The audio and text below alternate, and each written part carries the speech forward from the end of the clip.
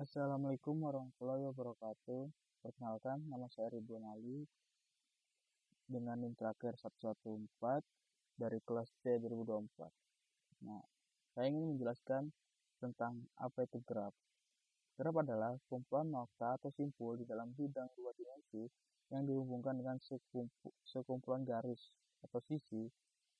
Graf dapat digunakan untuk mempresentasikan objek-objek discrete dan hubungan antara objek-objek tersebut.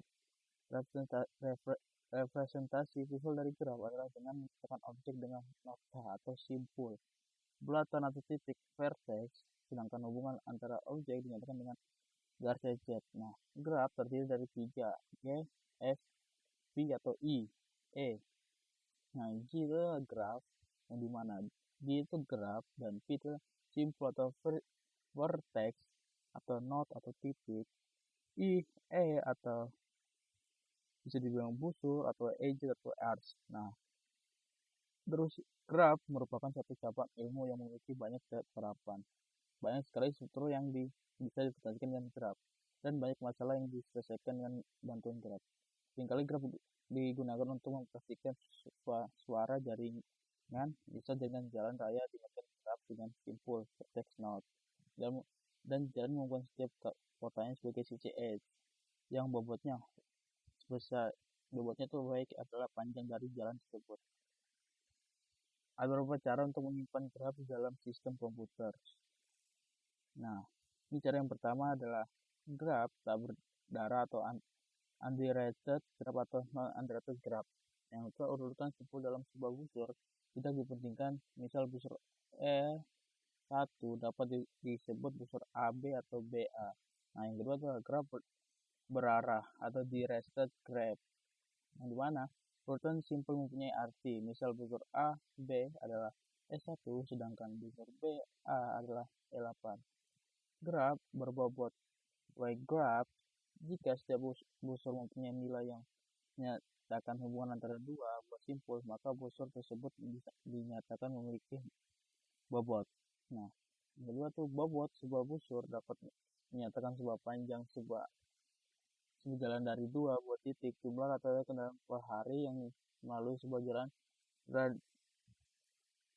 Nah, dari bobot yang dimana itu dari gambar dari A ada bobotnya 5 ke B, dan B itu ke A dengan bobot 4.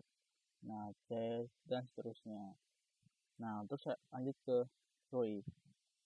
Tree dalam pemrograman merupakan suatu data yang tidak linear atau non-linear yang digunakan terutama untuk mempresentasikan hubungan data yang bersifat hierarkis antara elemen-elemennya. Kumpulan elemen salah elemen disebut dengan root atau akar, dan sisa elemen yang lain disebut sebagai simpul, nodes, dan vertex. Nih, contoh dalam tree ini seperti gambar seperti ini. 1, 2, 5.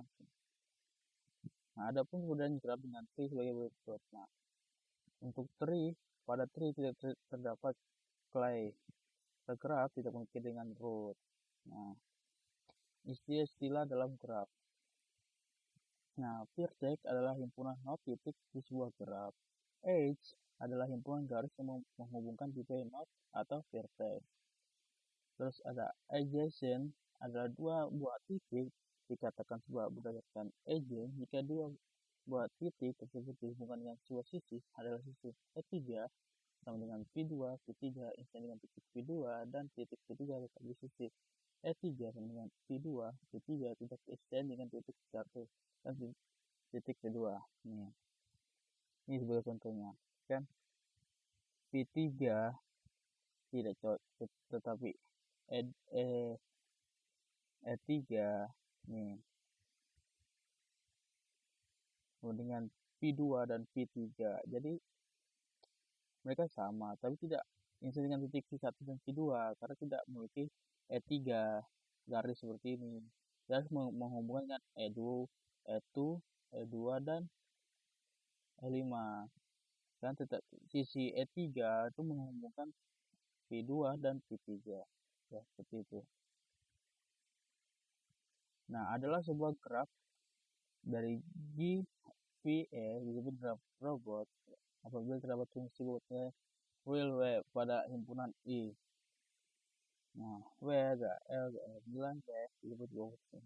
Ini nyatakan pula sebagai graf bobot I dapat menyatakan posisikan hubungan udara di mana V himpunan kota-kota atau E himpunan penerbangan langsung dari suatu kota-kota lain. Ini sebagai contoh membuat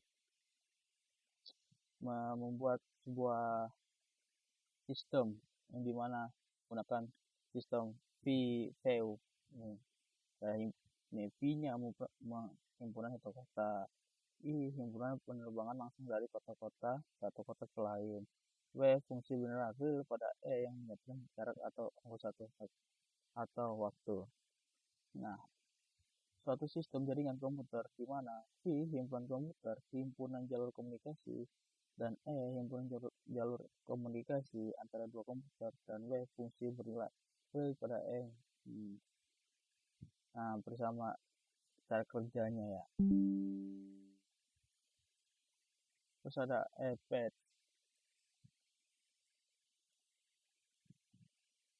Dengan setiap vertex yang berbeda, contoh pada sebuah wall yang didefinisikan sebagai urutan tidak nol. Vertex yang dibalik dengan origin, vertex diakhiri dengan terminus, dan vertex 2e berurutan dengan serial.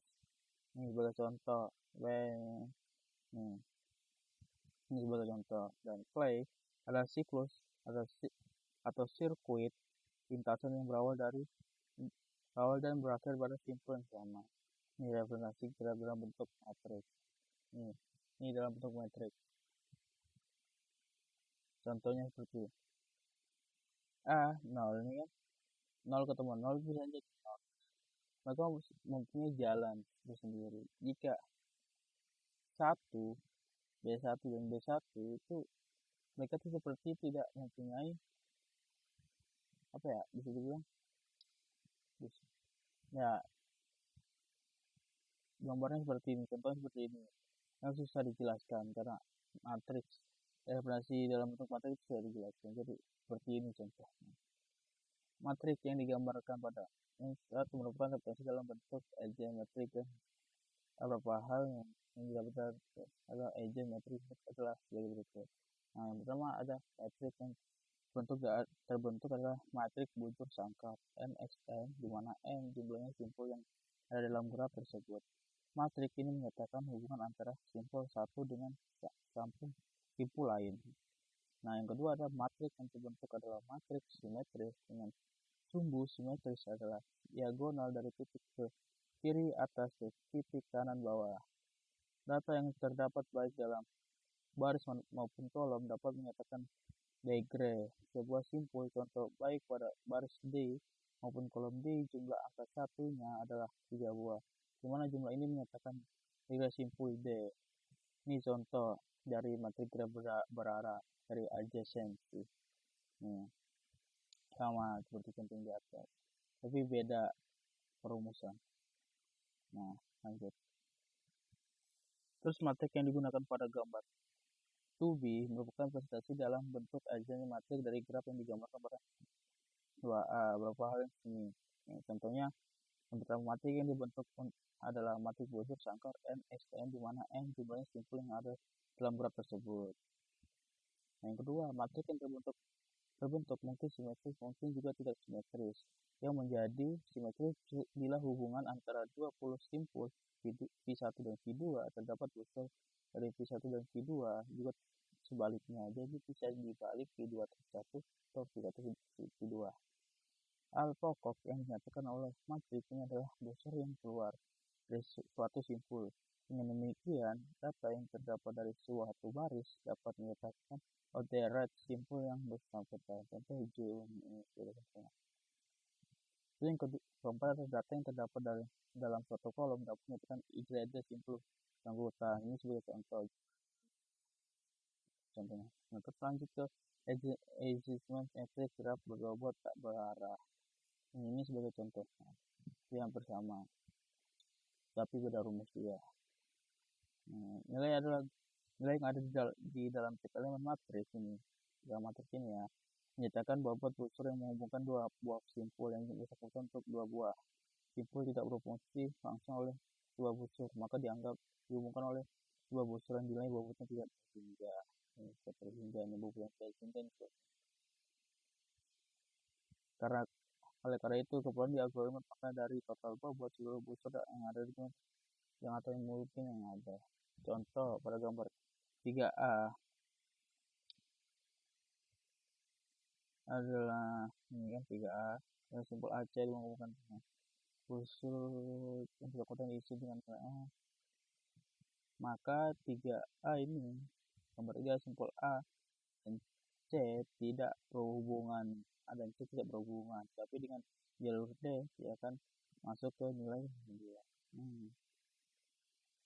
Terus ada reputasi graph dalam bentuk linked list, di mana linked list bila ingin diimplementasikan dalam bentuk linked list dapat disebutkan secara sederhana seperti ini pada gambar.